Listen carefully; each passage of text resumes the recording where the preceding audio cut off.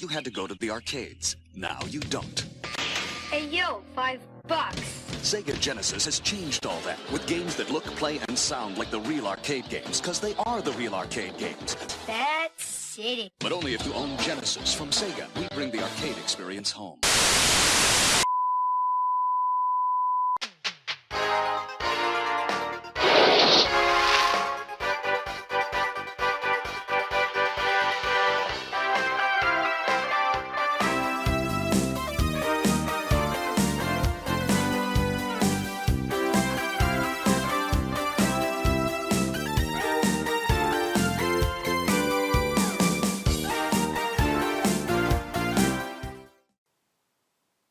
Don't worry.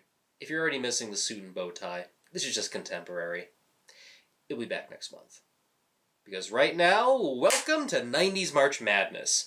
A little tiny tradition that some friends of mine would do that I'm passing down to you. Right here on the show, all March long, we're going to be talking about some movies released from, or else, the 1990s. But the people over on my Patreon page are doing the picking. Each individual week is pertained to a certain theme that I have in mind, and depending on what wins, it's going to get covered right here. And week number 1 is, what else? Disney animated movies, given it was a big factor of the decade. And let me tell you, given the selections I had chosen for that one, I didn't expect a result like this to happen. You really wanted me to talk about this one. Wow. I kind of had a feeling that The Lion King would win this one, but never underestimate your viewers. Disney was in their prime during the 1990s with their Renaissance era of animated movies. It was just one hit after another, but surprisingly one among the batch gets easily overlooked. The Rescue is Down Under, a sequel to the 1977 animated feature that seems to get the shaft a lot. Now I can understand why some movies in Disney's animated filmography tend to be skipped over or intentionally overlooked, like, say, The Black Cauldron, Home on the Range, or, God forbid, Help Us All, Chicken Little. But in my opinion, this one is criminally underrated.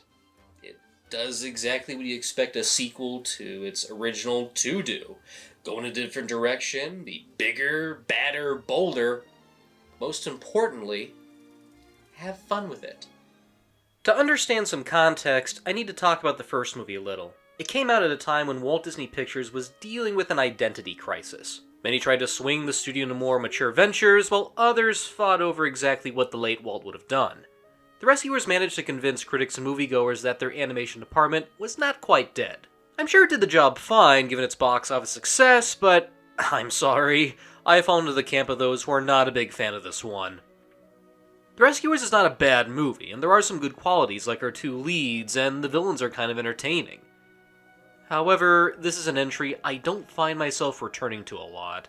It's a bit too moody, the pace drags in spots, and the stuff with Penny just feels downright depressing. If I don't get back to the orphanage, I'll never get adopted. Adopted? What makes you think anyone would want a homely little girl like you? Yeah, she gets a happy ending and all that, but most of the time she came off as too mopey for me. And it doesn't help the child actor they selected to voice her is kind of irritating. She might catch us in her swampmobile. We'll swipe it. I've always wanted to drive it.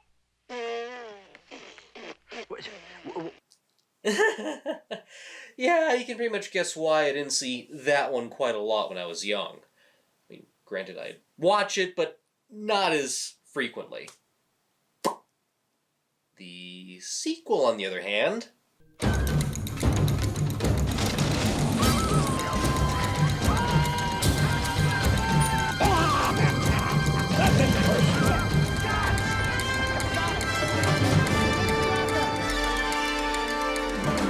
Holy crap, this movie kicks ass! Even when the filmmakers were given the task to work on this one, they decided to go bigger and bolder. The result is a follow-up that really delivers. Set in the outback, a young boy named Cody discovers an endangered golden eagle named Marahute and helps her escape a trap she was placed in. This immediately establishes a bond between the two, and I just love the direction this scene takes in. Marahute doesn't just fly the boy to her nest. No. She saves him from falling off a cliff, high dives into the air, and water skis across a lake. And this is only just the first 10 or 9 minutes of the movie. You could just chop this off and sell it as an animated short, and it would still be awe-inspiring. I even like how there's a lot of visual communication between the two. Major props to Glenn Keane, one of my favorite Disney animators, along with his animation team who were tasked with a challenge to animate Marahute. Just from the visual expressions and movements, you get a sense of what she is feeling. It would have been so easy to have her talk to Cody, but I think keeping her silent makes this character more mysterious and provides a lot of dramatic range just from the body language, given it's hinted that she's a widowed mother trying to hatch her own unborn children. However, Cody bumps into a poacher named Percival C. McLeach, who immediately learns the boy is linked to the Golden Eagle, and he too is responsible for killing her mate. McLeach kidnaps him and plans to get the information from Cody, trying to learn the whereabouts of Marahute, but not before having the Rescue Aid Society be aware of this and contact HQ in New York for help. This montage of the mice communicating across the globe is a very nice touch. In the original movie, Penny just throws a message in a bottle and it gets discovered by members of the RAS. In the sequel, we get to see how helpful these mice get around across the world in a scene that is playful, and I love how it shows they can easily use today's technology to their advantage. Returning again are agents Bernard and Bianca, also voiced by Bob Newhart, and not Zsa Zsa Gabor, but one of her sisters, Ava Gabor. Considering how much I enjoyed them first time around, it was nice to see these two back here. To my dear Bernard and our wonderful partnership. Wonderful. Bianca is always the most daring one, while Bernard is more timid but tries to be helpful. They're tasked with going to Australia to save the boy, much of Bernard's reluctance. Along the way, they run into a variety of colorful characters, and embrace many dangers to save Cody, and try to help the endangered Marahute before McLeach gets his hands on her. For a follow-up to the 1977 movie, bigger is easily the best term to use here. The stakes are raised in the right spots, making for a rousing adventure movie. The villain McLeach is easily a major improvement over the last one, who had Madame Medusa. Nothing against Medusa is how I like she tries to mentally break a 6-year-old orphan, but her constant shouting and drooling over a rare diamond kills any sense of suspense. You get down there and find the big diamond, or you will never see that teddy again. All right. McLeach is a whole other breed. He's sociopathic to the bone, and I even like how he's smarter than he appears. Like, he really knows how to break one psychologically. Too bad about those eggs, eh, Joanna? They'll never survive without their mother. Bingo. Not to mention, McLeach has a lot of gadgets to his will, and is dead-on mean. Breaker, little mate. I forgot to tell you, around here, you need to be quiet. Nothing but abandoned opal mines as far as the eye can see. So mean that he'll get his sick kicks from dangling our young hero over a lagoon of crocodiles just for his own amusement. Oh, you get line, I'll get pole. We'll go fishing in the crocodile hole, buddy. I wouldn't want to disappoint the Rangers. They was looking so hard for you, and now they're gonna find you. And hey, it's George C. Scott voicing the guy. What's not to love about it? Especially given his epic, awesome killdozer machine that I so wish was an actual toy. You can tell he's having the time of his life voicing this baddie. I didn't make it all the way through 3rd grade for nothing. I even equally enjoy his animal sidekick Joanna, a pet goanna voiced by Frank Welker, who looks more like a Muppet on crack. She's vicious, but earns a lot of laughs on the visual expression, like trying to prevent Cody from escaping or stealing eggs from her owner. Whenever I see those pair of eyes bounce around like Cookie Monster's googly eyes, I just lose it. It also surprised me to see the amount of abuse she takes from McLeach. Now that's a sign of a good bad guy. Someone who will go as far to torture his own helpers for ventilation and entertainment. Why, whatever's the matter, Joanna? In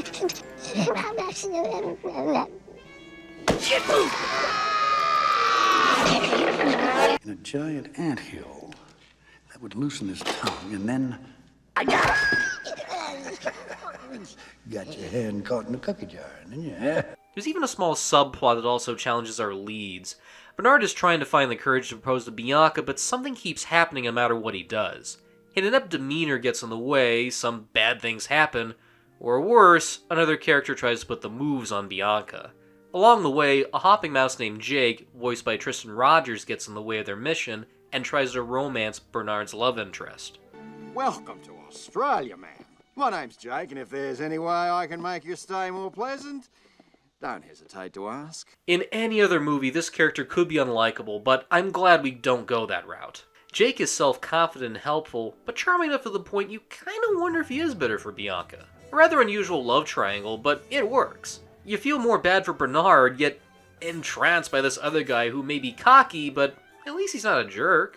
Another major upgrade is the comic relief. In The Rescuers, the two agents got around with the help of an albatross named Orville. Because Jim Jordan passed away when they were getting the cast together, it was decided to give him a brother named Wilbur. Get it? Orville, Wilbur, Wright Brothers joke. Yeah, it still works. On the bright side, we get the incredible John Candy, who puts 110% into this role. Wilbur? Wilbur? Wilbur? Yeah, just 5 more minutes, Mom. Wilbur! That's all I need, 5 more minutes. Oh, the coconut guava nectar, it's carbonated. Very nice. I got little umbrellas for each one of them and a little coconut thing. No, it's urgent that we leave immediately. Nothing. Nothing at all. Wilbur. How about a cream soda? Now listen, there's some chicks right here that need your help. Really? Nuts.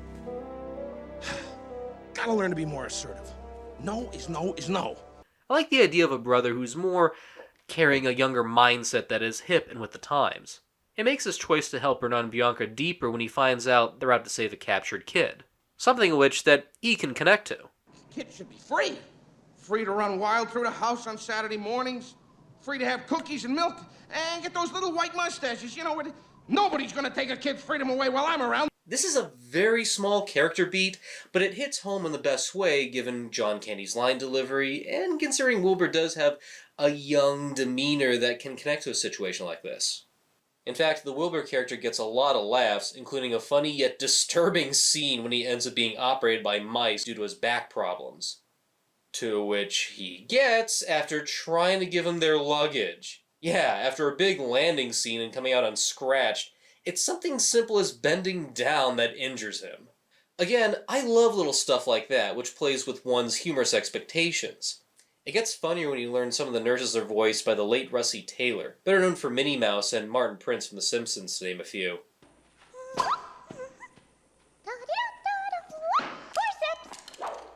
Oh no. I don't know. I kind of imagine baby Gonzo to be more at the helm of this dangerous game of Australian operation more so than Minnie Mouse, if you ask me.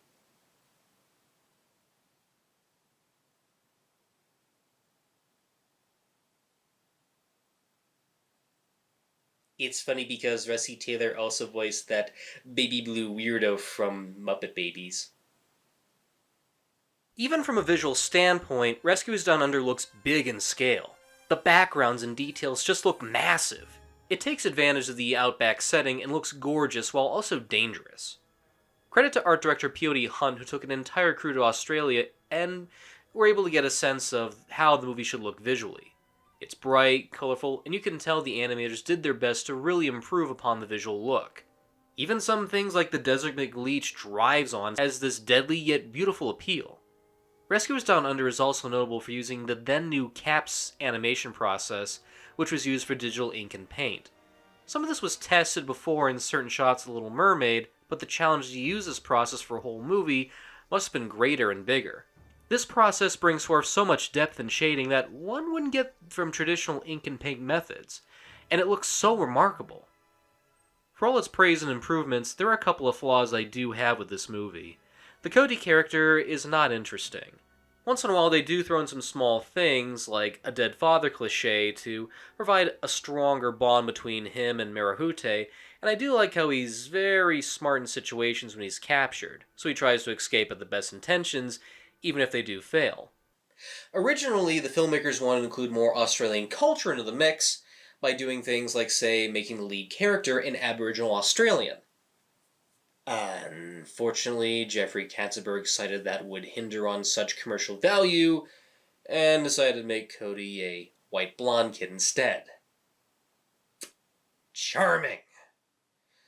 Looking past aside that, the Cody character is not poorly written or anything. He's just your run-of-the-mill kid that can talk to animals and is good-hearted and brave and blah blah blah and bleep bleep bleep.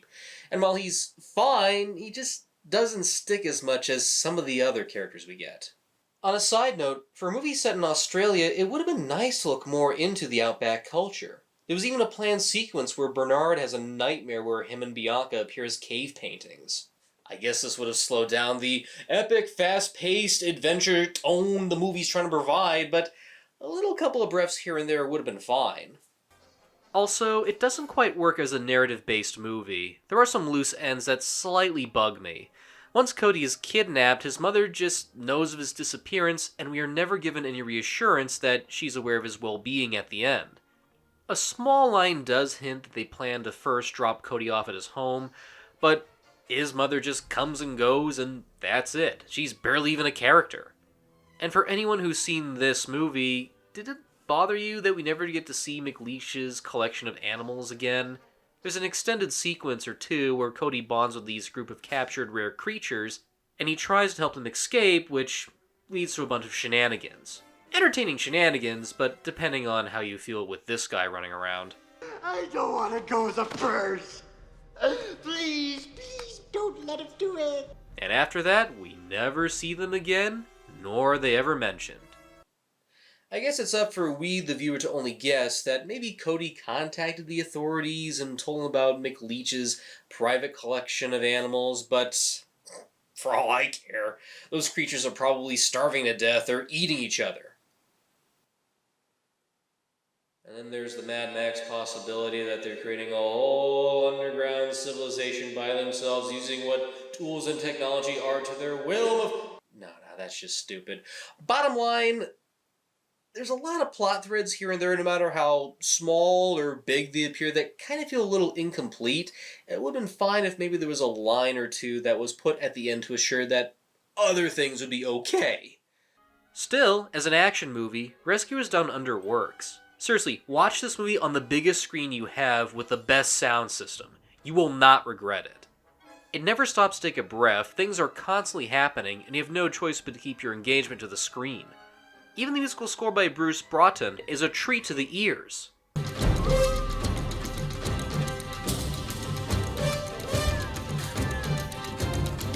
Let me tell you, every time I hear this opening theme, my heart beats to the exact rhythm and time. I can't think of any other score that gives me such an adrenaline rush compared to this. You know, considering the vast filmography Bruce has, what other movies has he scored? All I Want for Christmas. Share it with your family this holiday season.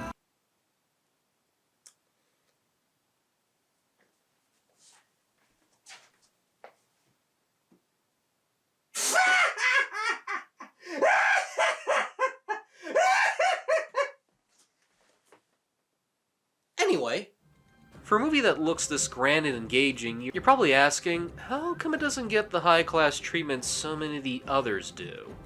Well, there's a couple of reasons and theories. According to one of the animators, a reissue of The Rescuers didn't quite go over well as hoped. It was sent to theaters 1 year before Down Under's release in order to drum up interest, but it only took in $21.2 million. While that doesn't sound like much, compare that to some of the other theatrical reissues at the time, and you can see why Disney panicked. They felt they were left with a movie that audiences wouldn't have much intrigue or interest in. Hell, they were so scared to the point they even created a fully new animated Mickey Mouse short and attached it to a theatrical presentation to get more public awareness. They really pushed that thing as far as they could, but sadly, it didn't work. Rescuers Down Under faced heavy competition at the holiday season of 1990 from other highly anticipated sequels, along with other tentpoles like Home Alone. It even opened the same weekend as that Chris Columbus-directed smash hit, resulting in it opening in 4th place with $3.5 million. It resulted in Jeffrey Katzenberg to pull the plug on all the advertising after its disastrous opening weekend, thus leaving the Rescuers Down Under to sadly die out at the box office with little to no marketing. Minus the 44 million McDonald Happy Meal toys they sent out, along with the Christmas ornaments that they had as a cross-promotion as well. Though another possible theory is that given this was coming out after the success of The Little Mermaid, it's apparent that people were hungry for another big musical-style flick and not an action thrill ride like this one. But screw it! This movie deserves more love. There seems to be this camp of people who watch the sequel more than the original, and I'm proud to be part of it. I watched Rescuers Down Under a lot as a kid, and I still find myself enjoying it more and more as an adult. In fact, probably enough to rank it somewhere in my top 10 favorite Disney animated movies. At least somewhere maybe around a 9 or an 8 the last I checked. For a quick and slick action-adventure family movie, it gets the job done, with great animation, fun characters, and cool set pieces. My own words can't do enough justice. Final verdict? Invite some friends over, order pizza, and see this on the biggest screen possible. Trust me, this is one Disney flick you should see.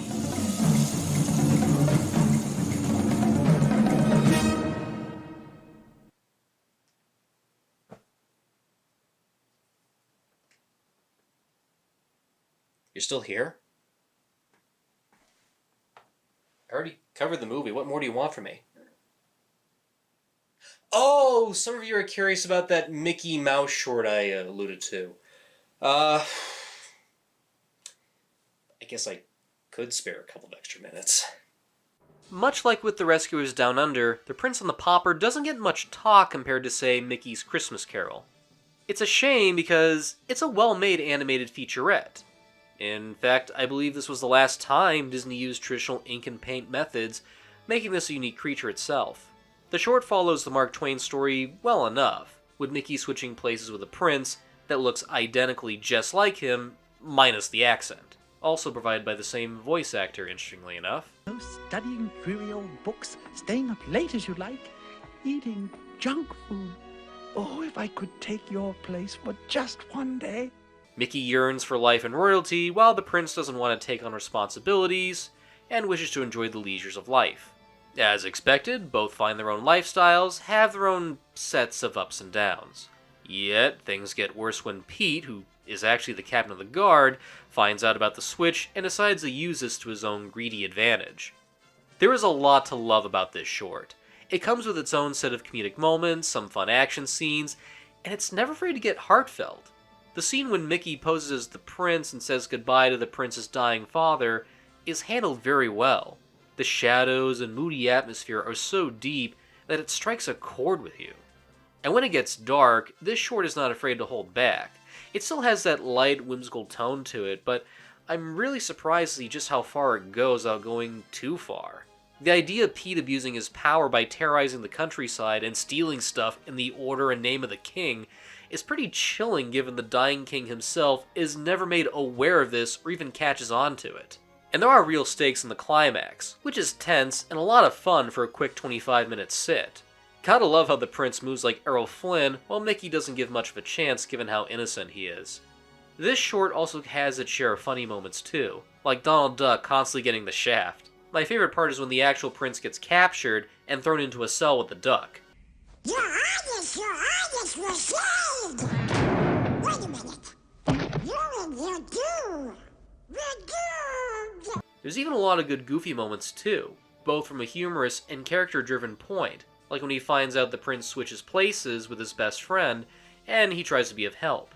Also, on a little side note, if I can nitpick just a little bit, what is up with the voice of this guy?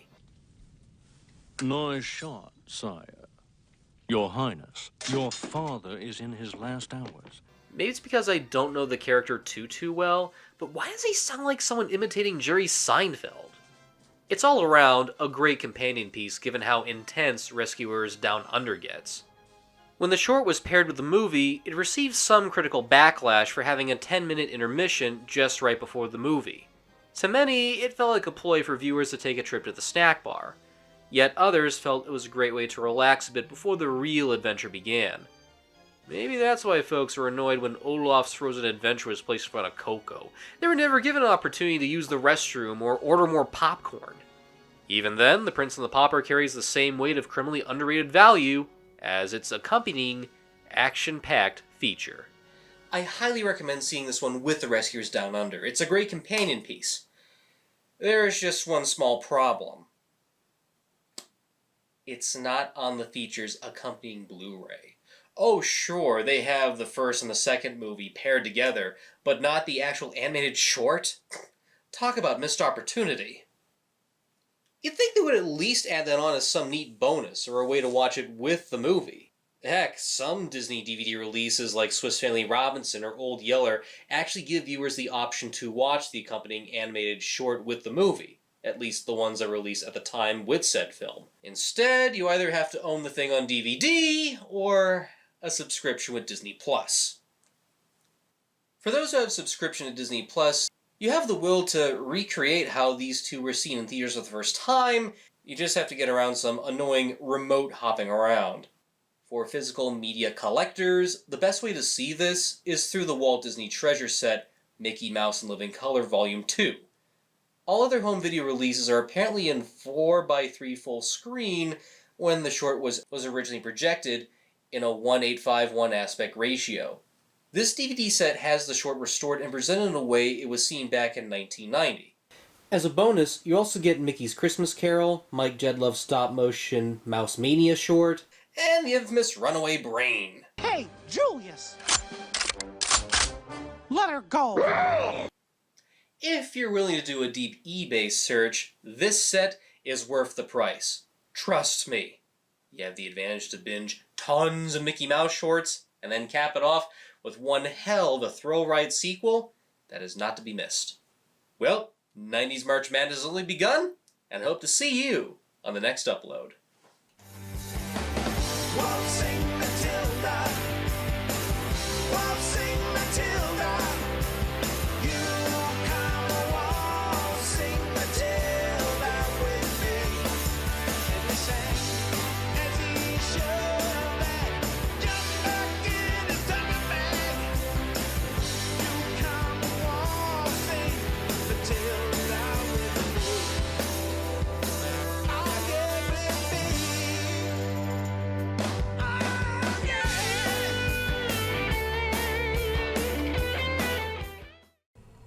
Cut. Don't try and tell me the runway's too short. Hold this for me, will you, pal? In a dangerous world, courage. Stop them. You're the only one who can. Is a phantom. I killed him years ago. Well, guess what? He's back. There are those who say he is only a myth. Soon they will discover the Phantom is real. Rated PG. At theaters everywhere. June